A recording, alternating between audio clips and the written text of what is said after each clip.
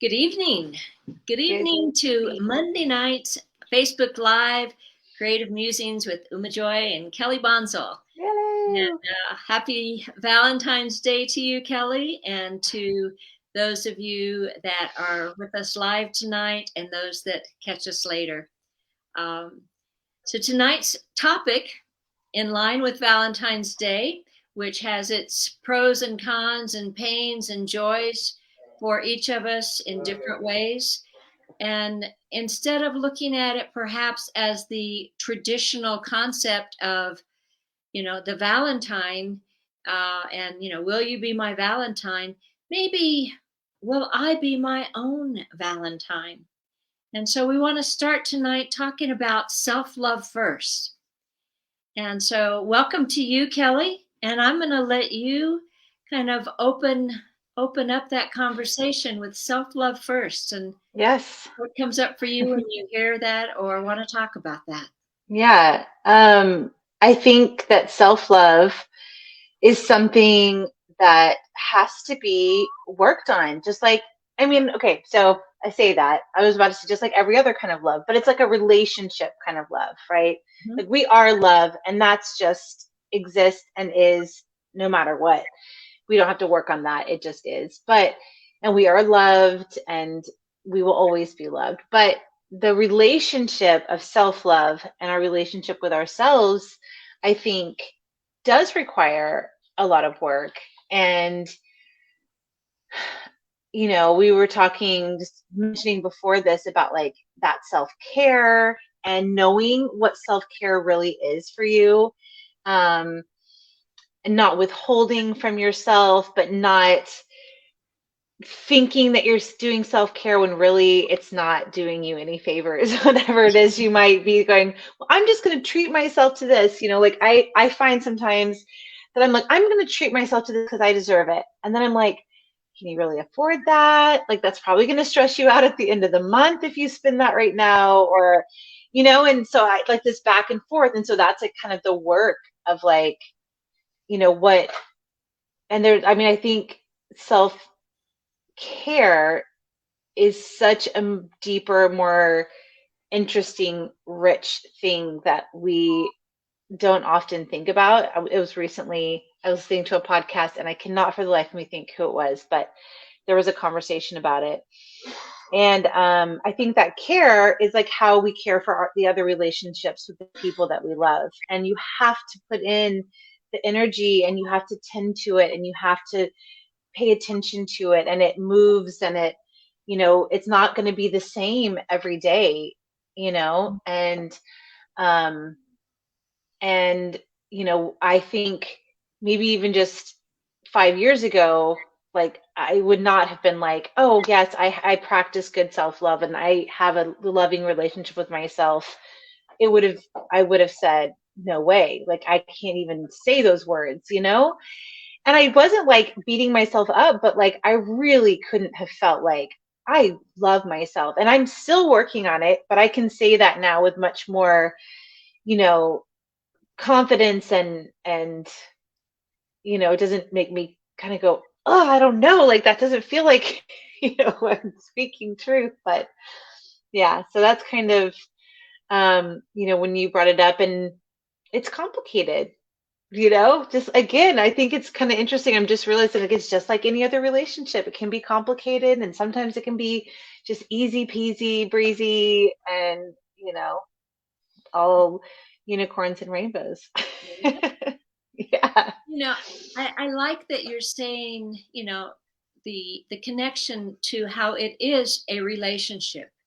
It is my relationship with myself. And if I go back for many years, if you were to ask me, do I have self love? I'd have told you without an absolute question, doubt, or hesitation, yeah, I do. And now, if I look back and look at how I put all of the other relationships before my relationship with myself, taking care of everybody else, and joyfully doing that. I don't regret that I did that.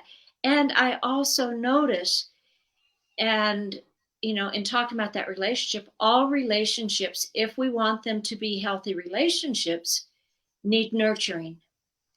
And so the self-care part of that self-love is very reasonable, because we need to put that energy into whatever relationship we want to sustain.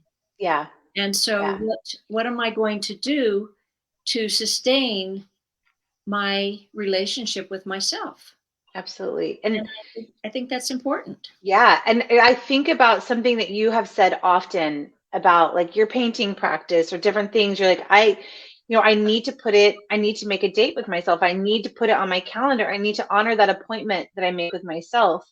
Because in any other relationship that you have, if you want that relationship to become healthy and strong, you wouldn't make plans with somebody and then cancel on them or just flat not show up. I mean, I would never do that with somebody that I'm trying to build a relationship with. Yeah.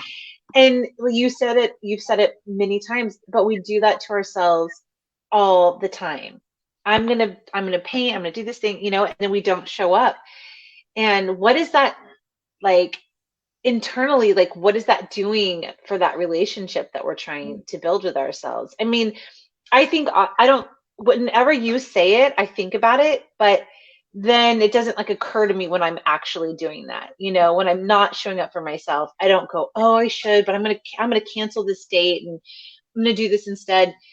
But when I think about, the things that I am doing that I think are loving to myself and self-care, but feeling like there's still like that gap or that like that threshold that I'm not crossing yet, that I think is it for me. Like that's a huge one. Mhm. And I was even thinking before this call just about like I was looking at my studio and I'm like, oh yeah, there's that stack of drawings that I was going to work on. Oh, and not because it's work, but because it brings me pleasure and I enjoy it and I just keep not showing up. And I was like quickly like, oh, and that's why you can't make this happen. You don't do this. And kind of like, yeah, dogging on myself and beating myself up. But really, that's instead of doing that, like, oh, you're lazy or you're not working hard enough. Instead of going that route, I could be like, oh, sweetie, you deserve to show up and do that work, and make it into like a loving, like encouraging thing to want to show up for that relationship. Yeah. Yeah. Yeah. Yeah. Yeah. Before I acknowledge that, I want to acknowledge that we do have some people that are with us live. Yay. We'd love to have you say hello in the chat. Let us know who you are. And we're always very open to what your relationship or thoughts are about self love, where you find it difficult or where you find it easy. So we do look forward to hearing from you as well, whether you're with us live or you are checking this out later. We love the comments. So, as you were speaking there, though, Kelly, what comes up for me is this whole background noise of what I'll speak for myself. What it seems like I was taught, shown, what the expectations were, and it wasn't. I don't specifically remember someone saying, well, take care of everybody else and don't take care of yourself. But somewhere that message was received, and you know, um, is it a gender thing? Um, you know, take care of my family before I take care of myself. And if I look back in my long term marriage, I think there was a part of me that was mistaken in thinking, oh, I'm strong enough that I can do all of this and keep myself together, even though I'm taking care of everybody else first. And that went, and, you know, I just, I knew I would be okay. And after enough years at it, it's like, oh, wait a minute, where did I go? And that's part of the thing that, at this stage of my life, and coming through a number of those different pieces of my life, that no, I don't want to do that anymore. And In fact, I have been known to say, I will not do that anymore. It's like, what about me? Yeah. And it can be done in a beautiful way. Um, and we were talking a little bit ago about, what is the concept of self love? What do we do for self love? And I love what you were saying about, um, and I think you were saying it was also a podcast. And I don't know if it's the same one you were referring to. It's like, well, is it taking the bubble bath and putting candles out? And it can be. Or is it going for a walk? It can be. So self care and self love, you know, intertwine to me in that if I love myself, then I definitely need to be showing care for myself. And if I'm Hmm. not showing care for myself, then where is that love? Yeah. And well, I want to go buy a box of chocolates. Well, that might be a great thing to do sometimes. And sometimes it might be sabotage. Yeah. Or, I want a big bowl of ice cream or bonbons, used to use the term all the time. It's like, yep, I just sit around in the afternoon and watch soap operas and eat pizza. Yeah. I've heard that Yeah, before too. Yeah. yeah. Yeah. But it's like, so what are those forms of loving care, self care, Yeah. self love? I think about, what I was just talking about with the paintings that are the little drawings that I haven't gotten to. And what I'm often find myself doing, I mean, there are times when I think I'm going to come in here and then, my kids need me, or, oh, I lost track of time and now I've got to, help get this thing or whatever it is. But a lot of times I'm choosing what I think is self-care. So like I put my kids to bed and I'm like, I'm so excited. I'm going to go down there. I'm going to work on those drawings and it's going to feel so good. And then I'm like, or I could go and watch this show that I'm really into, and sit down and watch the show and just escape and, have some tea and just not even step in here. And, it feels like that's a self-care thing. Like I'm just allowing myself to just, let my mind not have to think and all this. And I know that if I were to come in, even just for 30 minutes and work on those drawings, it would fill me with such joy or curiosity, or even if I felt frustrated with them, I'd be like, oh, what's that? It would be interesting. And so I'm just like having this realization as we're having this conversation that it is like I'm thinking of both of those things as self-care. And what I'm not doing is just kind of getting quiet and still and listening to like, but which one is like really the more nourishing? And I'm not saying that the TV might be the thing. I mean, maybe I really do just need that time to just let my mind follow us somebody else's story and enjoy that. Or I could even do both. Maybe one night is art night, and one night's, the TV night. But it's like we don't, it's not like there's this is the right way to do self-care for everybody. Everybody has to do it this way, and this is the wrong way. I think being open to having that conversation and even just bringing it up is a step in the right direction of, like that you do care and that you're wanting to make that choice that, um, that feels good. And, if we were on a call or this was an intentional creativity process and I was like making my action step would be like 2 nights out of the week, like sit down with your drawings for, 30 minutes before you go do the other thing and just see if that feels good or better than the other, than the show that you're going to go watch. Mm-hmm. And pay attention to that, like that feeling, and, just approaching it with love and curiosity and not a judgment.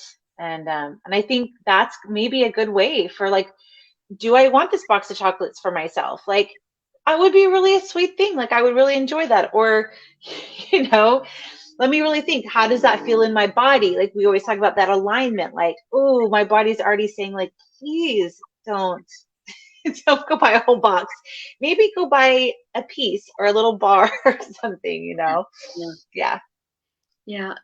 I think one of the things too is, yes, being in that conversation with yourself, stopping and what is calling me, listening to that inner voice, the muse, the true self. What do I want? And it's still free choice. And if I choose to, using the same analogies that we're talking, go for the chocolates or watch the TV show that you're speaking of, can I do that in a loving way and not beat myself up about it? Yeah. And because if I treat this relationship with me the way I want any relationship to be, my personal MO is not that I'm going to go rag on somebody and say, "What the heck are you doing?" and beat them up about that. Yes. That's not the way I talk to anybody. No. And so why would I want to talk to myself about that? No. It's like, okay, so you said you wanted to do this, you know, we'll use the example, okay, you want to do the drawing, or okay, I'm going to work on the painting. You said you wanted to, and you're not doing that. So let's sit down and talk about that, I say to myself. Yes. Yes. Or let's journal about it, or let's do a creative drawing about it. What is preventing me from doing that? What is holding me back? What is blocking? And looking at those inquiries to get past that. And as you say, and doing it with love, because why not? Right. We use this term choose love first. And, with it being Valentine's Day, it's like, yes, we can choose love first, and we can choose self love first, Yes. Yes. and love and compassion and kindness. It's so true. I mean, I've heard it and I believe it and I say yes to it. Like when you speak to yourself like you would speak to like your very best friend or your child or somebody that and then you hear it and it's like all these voices in your head. It's like if somebody I was in a relationship with, you know, tried to push me into doing something else the way that I push myself, I'd probably go the other direction or be like, oh, really? I'd get defiant. I Yeah. would get, and so not only is it just rude to be that way to ourselves, it's probably not gonna have the effect that we want. And I mean, how did this happen with humans? Like you were talking about like the story of that you got to put others first, and I mean that's not a bad thing, but like the way it's like there's so many people, I don't know anybody who talks to themselves 99% of the time like they would to their best friend or their child or someone that they love. you know I mean, even if it's just a small bit of like that self-talk that's not loving. And I'm just curious as to like when this starts in our lives. Like, when are we taught this? At what point is somebody modeling that we're picking that up? Or is it just in us to be hard on ourselves? Is there a culture or community somewhere in the world that is not that way? It's just like, how, because it happens and we do it over and over. And then we have to learn another way to be with ourselves and love ourselves and work, like I started saying, like, and work really, really hard at changing that voice, at changing that story that we're telling ourselves. I mean, and that's our life, right? Is to try to continuously like learn more about ourselves and, you know, like, I don't want to use the word improve, like become who we're here to be. So I invite the journey to figure this out and to put the work in to do less of that to myself. And I also wonder like, like I kind of wish that it wasn't so like ingrained in Well, there. okay, but I'm gonna play the other side of this for a minute, Okay. Kelly. I'm gonna challenge you on this, and that is, I don't think we have to work hard. I don't think that's the deal. And Bonnie, I want to acknowledge your doesn't self-confidence come first? And I think that's part of it. You know, somewhere, yes, I believe that that voice comes in that shakes us, that we're not good enough, or somebody's voice that we might hear, that we might call the critic, that voice that we hear. And maybe there is a an aware diligence, but I'm not sure it has to be work hard. I hear you. I think that to me right now, it feels like working hard because I'm probably working, harder, not smarter kind of thing. Because it does, like, I feel like from where I've been to where I come, like, I do feel like I'm constantly working on this. And that's probably meaning that there's still,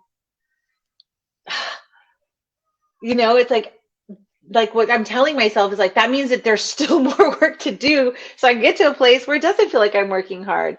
And, but what I hear you, and I feel like it's not a working harder. It's like an opening, a surrendering, an allowing. Um, yeah, Yeah. yeah, It's a process. It's a process. And oh, there it's showing up again. Okay, great. Thank you. And so I can flow into that one a little bit more. And so, yes, working that self confidence muscle, that awareness and that awakening muscle, that, what's the word I want? You know? And it's a practice, like just like any of the other practices that we've talked about. And in fact, there was when I thought about this theme for today, and I know we're coming close to the end, so I'm going to just share this really quick idea. And years ago, I did a retreat workshop, 8-day whatever, with Jack Canfield. And one of the things that came out, and I don't know whether this was his or whether he brought it in from somewhere else, I don't know. But it just impacted me so strongly. And with the responses with other people that were there. And I often used it with my patients in terms of that self love, self confidence, self acceptance. And it was the mirror exercise. And before you go to bed at night, you go into the bathroom and you look yourself in the eyes in the bathroom. Maybe you close the door, lock it. Maybe you let your family know, I'm going to be talking to myself. Don't come interrupt me, and don't think I'm going crazy on the other side of the door. And you say your name, and then all of the good things that you did this day. I'm really proud of you for doing this, this, and this. And wow, you said you didn't want to do this, great job. You didn't XYZ. And well, there's a piece of it I think I'm forgetting at the moment. But essentially, so this is what you did. I'm proud of you. This is what you didn't do that you didn't want to do. That's great. And oh, by the way, and if I was doing it for myself, and by the way, Uma, I love you. And then you breathe it in and just drink it in. And it's very interesting how difficult that can be for people to look themselves in the mirror and say that. yeah. And his thing was, and you do it every night. And I don't remember how many days he was recommending, but, you just do it every night. And people get in bed and it's like, oh, I forgot to do it. Well, you get up and you go in and do it. And if you forget, then you start the next day. That's day one, and you do it. And it just becomes a semi habit that really can be transformative. And it's another way. I mean, you and I typically will do it through intentional creativity and discovery drawing. And, this is, so what is self love to me? And how do I show myself self love? And we do a drawing about it and see what arises. And that's another way. And there's, I love that there's so many ways to approach life because they all have their benefit at different times and in different ways for different people. Yeah. So, I love that. And I know we're out of time, but I think with the creativity piece and that mirror piece, like you're engaged in the present moment of who you are right then. Not a projection of who you want to be in the future or who you wish you hadn't been, but like I think that's the power, like part of the power of yeah. both of those practices. Thank you for sharing that. Mhm. Yeah. Thank you for showing up and sharing, and for those of you that have shown up as well. And so, may you know self love first, and may each of us give ourselves a great big hug and enjoy the rest of our evenings. Thank you for being with us, and much love Yeah. to each of you. Thank you. We'll be Mwah. here next Monday night. Who knows what the muse will say we're talking about then? We look forward to seeing you. Be well. Bye.